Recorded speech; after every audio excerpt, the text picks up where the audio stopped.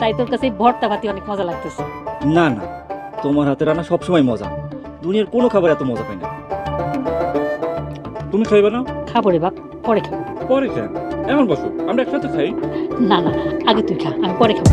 না না, আমরা একসাথে খাই। আরে পাগল, শোন তুই আমার, এই যে তুই যেমন খায় তৃপ্তি পাইতেছিস না, আমি এরকম দেখে তোর তৃপ্তি পাইতেছি। তুই খা, আমি মন ভরে দেখি তোকে। ঠিক আছে, তোমার যখন এমন ইচ্ছা তাহলে আমি অসুবিধা করলাম না।